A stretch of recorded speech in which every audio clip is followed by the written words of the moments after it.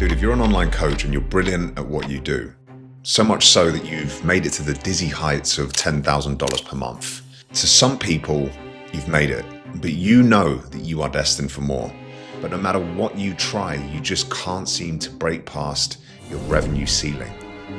There's only so many hours in your working week, and you're already working every hour that God sends. So you're at a crossroads. You can either, number one, stay exactly where you are and be happy and content at 10K per month. Number two, you can start hiring so that you can offload some of the daily operations in your business to free up time to focus on the money-making tasks. Or number three, you can fix the leaks in your business's operations and hit new revenue targets while keeping all of the profits yourself. In this video, I'm going to show you exactly how option 3 is more often than not the smarter option for coaches stuck around the 10K per month mark. You see, I have done the whole scale a huge team thing, and let me tell you, it is not for everybody. What if I told you that there are some simple changes that you can make to 3 systems in your coaching business that would help you hit 20, 30K per month and keep all of it as profit? No team meetings each week, no managing setters and closers who aren't pulling their weight, no sub-coaches or success coaches who are dropping the ball and tarnishing your reputation. Instead, you could run a lean, highly profitable, super agile business that feels fun and effortless to run. And I know as I say this, it sounds like a fairy tale, but I can assure you, it isn't. Last month, my business generated $82,000 and I have a small team of just 3 of us. I handle all of the daily operations and coaching with my clients, of which there are now 100. And I have my assistant, Naomi, who helps with some of the back-end tasks. And then I have my editor, Luke, who edits these videos and my Instagram content. That is it. Taking away my advertising budget and what I pay my editor and my assistant, we're running at around a 97% profit margin. Now, if I told you that you could make over 80K in a month and take nearly all of it as profit, would you do it? Now, I'm not saying for 1 second that scaling a coaching business by hiring members of staff isn't a sensible thing to do. In fact, I'm probably about to enter into another hiring phase myself over the coming months as my business continues to grow. But what I am saying is that for most of you watching this, it isn't the immediate step that you should be taking when there are some simple fixes that you can make to your lead generation, lead nurture, sales, and delivery systems. When you make these fixes, it will help you smash through your current revenue ceiling effortlessly. I can guarantee that. So if you're up for it, dude, let's dive into this video and I'm going to show you exactly how to do it.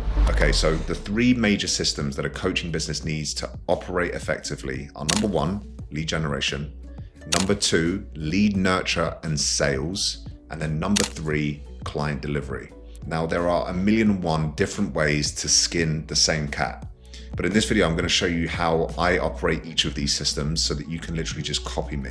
Hey dude, sorry to interrupt the content, but I assure you, you are going to love this. In the link of this description in this video, I have put my free school community, and in there is a brand new free course for online coaches who are stuck. They've hit a revenue ceiling and they want to scale past it without hiring team. It's 20 high impact trainings, 0 fluff, 0 sales pitch. You don't need to get your credit card out. Just go and join the free school community, get into the free course and start actioning it, and I'll see you in there. Let's get back into the video.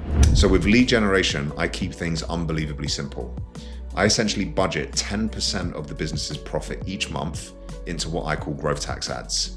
I now split that 10% evenly between number 1, simple profile visit ads that get new people to follow my Instagram account, and then number 2, a retargeting ad that invites people into my free school community and my email list. Now, that retargeting ad specifically is going to go out to people who've engaged with my account in the last 365 days. So people who followed my account, people who have commented on posts, people who have liked posts, anyone who has engaged with my profile will get hit with my retargeting ad. The way that I do this is by using a really simple ManyChat flow that gets people to comment with a keyword on the post, and in return, they receive access to my school community. The school community itself is loaded up with heaps of valuable free training for online coaches who are basically my ideal clients. And the goal really with my lead gen is simply to drive as much traffic to my Instagram profile as possible, and then retarget that traffic with an opportunity to get access to my free resources. That is it. I have a really simple plugin set up in my school community that automatically DMs my new members and asks them a this or that question that reads like this. Hey dude, are you here for the free community and resources, or are you looking for help with scaling your coaching business right now? So only a few people end up responding to that message, but it's a good first opener to get conversations started with high intent prospects.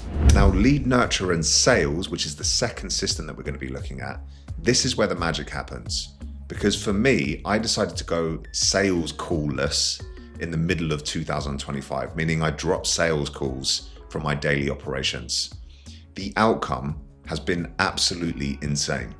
So I've managed to onboard over 100 high ticket coaching clients with an average ticket price of around $5,000. Now, the secret to this really isn't a secret. To get rid of sales calls, you need to do a hell of a lot of nurturing with your leads. So I keep it dead ass simple, and I make one really useful YouTube video every single week, and it's aimed specifically at my ideal clients. I then distribute that YouTube video out in 3 ways. Number 1, I send it directly to my email list. Number 2, I post it on my Instagram account with a ManyChat flow attached. And then finally, I post it directly into my school community. The YouTube videos have 2 simple aims. The first aim is to nurture my leads and get people to spend time watching me, listening to me, and understanding that I know my shit when it comes to growing a coaching business. I'm really trying to build what I call reciprocity equity, which is the idea that I give you so much free value that you feel compelled to come and work with me when the time is right. The second aim of the YouTube video is to act as a funnel to get people to either A, opt into my free school community, or B, to message me directly on Instagram to work with me one-to-one. The whole reason that I am able to sell a high-ticket one-to-one coaching program without taking sales calls is because I'm working on the principle of the 7-11-4 rule. So I've spoken about this a bit in my YouTube video, but basically Google did some research a few years ago and found that on average, customers need to spend up to 7 hours across 11 touch points on 4 different platforms, watching and listening to a business or brand before they felt like they knew them enough and trusted them enough to make a purchasing decision. The key here is that I'm not selling to people who have no idea who I am or how I can help them. I'm literally selling to people who have spent hours watching my content and know exactly what I'm about and what I can do for them. The content is the sales call now. Okay, that's why I don't need to do sales calls. So when prospective clients reach out, I literally have a really quick chat with them in the DMs, and then I send them an offer document that explains how everything works, and they message me saying, I'm in. How freaking cool is that? It's literally the Amazon Prime of selling high ticket coaching. Now, actually, interestingly, I don't recommend this approach with all of my clients. It really depends on where they're at in business. Most of my clients who start working with me are making 3 to 5K per month and could actually benefit from building the skill of having sales conversations with prospects, handling objections, understanding what people want from a service. But once my clients hit brown belt in my program, which is $15,000 a month or more, I then get them to go salesless. So we've looked at lead gen, we've looked at lead nurture, and we've looked at sales systems in a coaching business. Now let's look at delivery.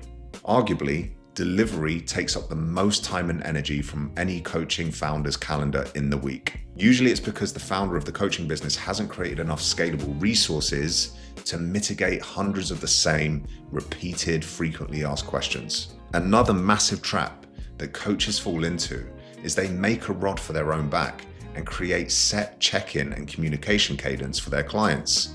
So a classic example of this is telling your clients that when they sign up with you, they get a monthly Zoom call for 60 minutes. Now, I'm not saying that having Zoom calls for your clients is a waste of time. Of course it isn't. I have Zoom calls with my clients all of the time. But having a fixed cadence is quite honestly the most stupid shit that I've ever seen happening in a coaching business. And I say that with a smile on my face because I used to do it too. The problem with that approach is that you end up having times booked in your calendar with clients who are either bringing problems to you that have been and gone and are sorted by the time that you have the call, or clients who are absolutely crushing it and really don't need to be on a Zoom call with you.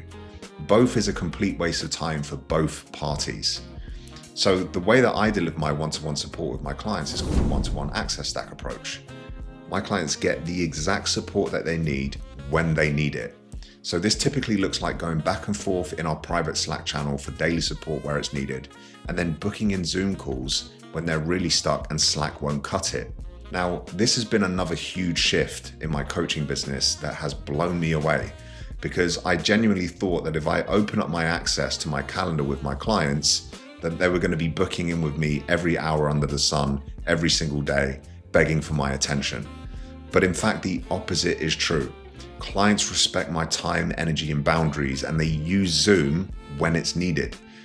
I think by taking the pressure away of saying we need to have a Zoom call every month and just knowing that it's there even when they need it means that they don't just book it in for no reason.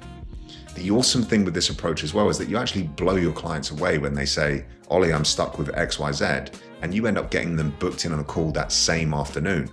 It frees you up to help clients who need your help right there and then in that moment.